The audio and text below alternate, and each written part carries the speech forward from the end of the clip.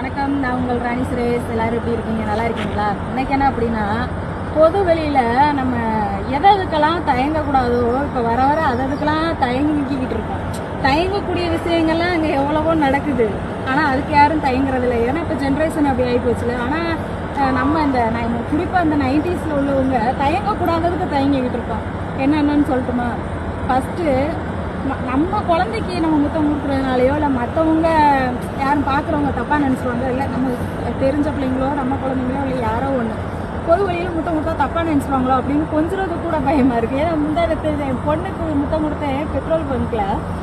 ஒரு அண்ணா பார்த்தாரா, ஐயோ அப்படின்ற மாதிரி ஒரு ஃபீல் ஆயிடுச்சு எனக்கு. ஆனால் ஆக்சுவலாக அது தோணக்கூடாது. ஏன்னு கேட்டிங்கன்னா, நம்ம பொண்ணு நம்மளோட உறவுக்கு முத்தம் கொடுக்குறதுக்கு நம்ம அடுத்தவங்க இருக்காங்கல்லேன்னு ஒரு சின்ன பிள்ளைங்க முத்தம் கொடுக்குற கூட யோசிக்கிறோம் அப்படின்னு எனக்கு அப்போ தோணுச்சு.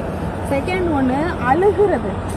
ஒரு நமக்கு எமோஷ்னலாக ஏதாவது ஐயோ அப்படின்ட்டு கவலைப்பட்டோம் வச்சோம் அப்படின்னா அதை அடக்கிறத விட மற்றவங்களும் என்ன நினைப்பாங்களோ அப்படின்னு அதை அடக்கி உள்ளே வச்சு அது ஹார்ட்டுக்கும் ப்ராப்ளம் ஆகும். அதை விட அழுதுறது பெட்ரு. மற்றவங்க என்ன நினைக்கணும், எல்லாம் இங்கே மனசில் பிறந்த எல்லாருமே சிரிக்கிறது அழுகிறது எல்லாமே நார்மல் தானேங்க. மூணாவது சிரிக்கிறதும் தான். சிரிக்கிறது மற்றவங்க பார்த்துட்டு ஏதாவது நினச்சிடுவாங்க, இவங்க பார்க்குறாங்க அவங்க பார்க்குறாங்க. சிரிக்கணும்னு தோணுச்சுன்னா சிரிங்க, அழுகணும்னு தோணுச்சுன்னா அழுங்க.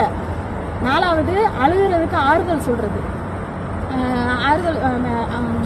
ஆறுதல் சொல்லி அவங்கள தட்டி கொடுக்குறது. அதுக்கும் மற்றவங்க பார்த்தா என்ன நினைப்பாங்களோ, ஒரு ஆணாக இருக்கட்டும் பெண்ணாக இருக்கட்டும், இல்லை சும்மா ரெண்டே பேர் பேசிக்கினாலே அதை தப்புங்கிறாங்களே நம்ம என்ன பண்ணுறது அப்படின்னு நினைக்கிறது. அதெல்லாம் ரொம்ப தப்பு. நம்ம மனசில் பிறந்த நம்ம எல்லாத்துக்குமே இது ரொம்ப நார்மலுங்க. அதை நார்மலாக பண்ணுங்க. ஏன் இப்போ தயங்குறீங்க?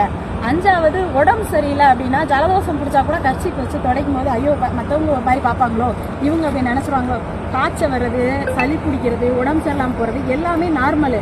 சளி பிடிச்சா அதை துடைக்கிறது கூட மற்றவங்க பார்த்தா ஒதுங்கிடுவாங்களோ அப்படின்னு நினைக்காதீங்க. இதெல்லாம் ரொம்ப நார்மலு. இந்த 5 விஷயமும் ஆறுதல் சொல்கிறது, அழுகிறது, மற்றவங்களுக்கு அந்த குழந்தைங்க முத்தம் கொடுத்தா கூட தப்பாக நினைச்சுவாங்களோன்னு நினைக்கிறது, சிரிக்கிறது, உடம்பு சரியில்லைன்னா கர்ச்சீப் வச்சு சளி பிடிக்கிற துடைக்க கூட தயங்குறது. இதெல்லாம் விட்டுருங்க. இதெல்லாம் ரொம்ப நார்மலுங்க. இதெல்லாம் தயங்காமல் பண்ணுங்க. பாய்.